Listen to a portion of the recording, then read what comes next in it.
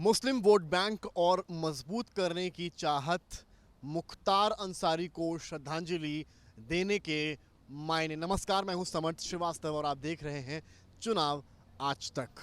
लोकसभा का चुनाव है और यूपी के जितने दल हैं, आप उसमें बीजेपी को भी ले सकते हैं, कांग्रेस को भी ले सकते हैं। हर दल इस कोशिश में लगा है कि किस तरह से मुस्लिम समुदाय का वोट उनको मिल जाए। फिर चाहे बीजेपी पसमानदा मुसलमानों के सम्मेलनों के ज़रिए, मोदी भाईजान के ज़रिए तमाम तरीक़ों से उन वोट्स को लेने की कोशिश कर रही हो, चाहे कांग्रेस इफ्तार पार्टी कर लुभाने की कोशिश कर रही हो, या मायावती मुस्लिम कैंडिडेट ज़्यादा से ज़्यादा खड़े कर उनको लुभाने का प्रयास कर रही हो, या समाजवादी पार्टी मुख्तार अंसारी के आवास पर जाकर श्रद्धांजलि देकर वोट बैंक अपना बनाए रखने की कोशिश कर रही हो। तमाम दल हैं, तमाम कोशिशें हैं, लेकिन सबसे दिलचस्प कोशिश जो दल कर रहे हैं वो इस वक्त मुख्तार अंसारी की मौत के बाद हो रही है। यानी कि मुख्तार अंसारी की मौत के बाद श्रद्धांजलि देने का नेताओं का तांता लगा हुआ है।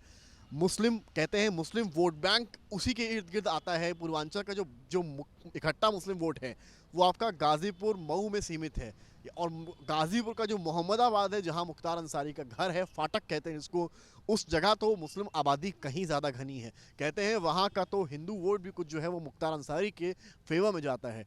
और मऊ में विधायक खुद कई बार का, 4-5 बार का मुख्तार अंसारी रहा है। ऐसे में मऊ में भी वो इम्पैक्ट जो होता है, मुख्तार अंसारी इम्पैक्ट जिसे कहते हैं, वो बना रहता है। ऐसे में समाजवादी पार्टी चाहकर भी इस वोट बैंक से खुद को अलग नहीं रखना चाहती। वो भी तब जब सपा ने मुख्तार के भाई यानी कि अफजाल अंसारी को गाज़ीपुर से लोकसभा का टिकट दिया हो और मन्नू अंसारी यानी कि सोहेब अंसारी खुद मोहम्मदाबाद से समाजवादी पार्टी के विधायक हों। ऐसे में समाजवादी पार्टी यही चाहती है कि उसका मुख्तार वोट पर हक है और उसे वो जाने नहीं देना चाहती है। चर्चा बड़ी उठी जब पीडीएम बनाने वाले, पीडीए के विरोध में पीडीएम बनाने वाले पल्लवी पटेल के साथ असद उद्दीन ओवैसी एआईएमआईएम के चीफ जा पहुंचे मुख्तार अंसारी के घर और उनके बेटे के साथ लंच करने की तस्वीरें उनकी सामने आती हैं। अब होता ये है, सवाल ये उठते हैं अंदर खाने में कि अगर असद उद्दीन ओवैसी मुख्तार की श्रद्धांजलि देने घर जा सकते हैं, तो आखिर जिस पार्टी से विधायक हैं या जिस पार्टी से लोकसभा के उम्मीदवार उसी घर में मौजूद हैं, वहां अखिलेश यादव को जाने में क्या परेशानी। हालांकि ये बात भी उतनी ही सही है, जिस वक्त मुख्तार अंसारी का निधन होता है, सूत्रों के मुताबिक अखिलेश यादव फ़ोन कॉल पे अफजाल अंसारी से 2 से 3 दफ़ा बात करते हैं, हालचाल लेते हैं, सोहेब अंसारी से भी बात होती है और कहीं ना कहीं वो लगातार फ़ोन पर बने रहते हैं। लेकिन जो राजनीति में कहते हैं कि जो दिखता है वही राजनीति का परम और कटु सत्य होता है, तो शायद तस्वीरों में अखिलेश यादव कहीं ना कहीं मिसिंग थे। और असद उद्दीन ओवैसी के आने के बाद कहीं ना कहीं एक प्रेशर भी था कि अगर असद उद्दीन ओवैसी वहाँ जाते हैं, फ़ोटो खिंचाते हैं, सोशल मीडिया पर फ़ोटो आती है और अखिलेश यादव की एक भी तस्वीर मुख्तार अंसारी के निधन के बाद नहीं आती, तो शायद समाजवादी पार्टी का जो मुस्लिम वोट है वो इम्पैक्ट कर सकता है। और समाजवादी पार्टी ऐसे समय में जहां प्रत्याशी हर दिन बदले जा रहे हैं, अपना जो कोर वोटर है यानी कि एमवाई फैक्टर की जो चर्चा होती है उसमें जो एम है उसको कहीं भी किसी भी तरीके से खोना नहीं चाहती है। यही मतलब है मुख्तार अंसारी के घर अखिलेश यादव के आज जाने का। वोट बैंक जो मुस्लिम वोट बैंक है उसे बनाए रखने का, ये बताने का कि आपके ख़राब समय में हम आपके साथ हैं। और सबसे बड़ी बात ये, अखिलेश यादव परिवार से मिलकर बाहर निकलते हैं तो वो सरकार पर सवाल उठाते हैं और ये कहते हैं कि कोई भी आज के दिन ये नहीं कह सकता कि मुख्तार अंसारी की मौत एक मामूली मौत थी, या यूँ कहें कि नेचुरल डेथ थी। एक प्लॉटेड कॉन्स्पिरेसी के तहत मुख्तार अंसारी को मारा गया। ये दावा अखिलेश यादव का है, ये दावे मुख्तार अंसारी के परिवार के हैं, या यूँ कहें खुद मुख्तार अंसारी के हैं, जिन्होंने यही बात अफजाल अंसारी को तब बताई थी जब मौत से 3 से 4 दिन पहले वो बांदा के अस्पताल में एक बार फिर दाखिल हुए थे। हालांकि बीजेपी इसको पूरी तरीके से राजनीति बता रही है।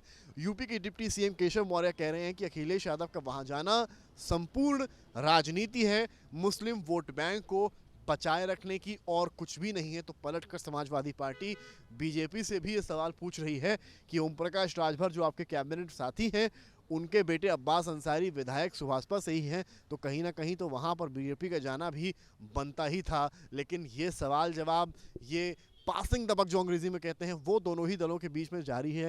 लेकिन सबसे बड़ा सवाल ये है कि क्या अखिलेश यादव वोट बैंक को बचा पाएंगे। गौरतलब है अखिलेश यादव की सरकार जो 2012-17 के बीच में थी, उस वक्त मुख्तार अंसारी और उनका परिवार कौमी एकता दल के तहत सपा में विलय करना चाहते थे, जिसमें शिवपाल सिंह यादव, बलराम यादव का बहुत बड़ा रोल था। लेकिन उस वक्त मुख्यमंत्री अखिलेश यादव ने ही ये बात कहकर कि हमारी पार्टी में माफिया की कोई जगह नहीं है, उस दल को विलय होने से रोका, जिसके बाद बलराम यादव जो उस वक्त के कैबिनेट मंत्री थे उनको भी अपने पद से हटाया गया, क्योंकि उन्होंने ही सबसे ज़्यादा कौमी एकता दल और समाजवादी पार्टी के विलय की पैरवी की थी। तो अब सवाल यह है कि एक वक्त पर जब मुख्यमंत्री रहते मुख्तार अंसारी को अखिलेश यादव माफिया बता रहे थे, आज उन्हीं की चौखट पर अखिलेश यादव पहुंचे हैं, तो शायद चुनाव का मौसम है, वोट बैंक बचाने का डर है, और केवल अखिलेश यादव की तरफ से नहीं, बसपा से लेकर आप बीजेपी की तक जाएं, हर कोई इस तरह की राजनीति करता नजर आ रहा है। कोई पासमानदा मुसलमान को लुभाने की कोशिश में लगा है, तो कोई मायावती ऐसा दल जगह जगह मुस्लिम कैंडिडेट खड़ा कर रहा है। अब सवाल सबसे बड़ा ये है, लोकसभा चुनाव नज़दीक है, आखिर मुस्लिम समुदाय के मन में क्या है और मुस्लिम समुदाय ने किस ओर जाने की सोची है। विकल्प कई हैं, लेकिन नज़रें मुस्लिम समुदाय की किस दल पर टिकी हैं, शायद ये जून की शुरुआत में रिजल्ट्स के साथ ही साफ हो पाएगा। कैमरामैन रोहित के साथ समर्थ श्रीवास्तव, लखनऊ, चुनाव आज तक।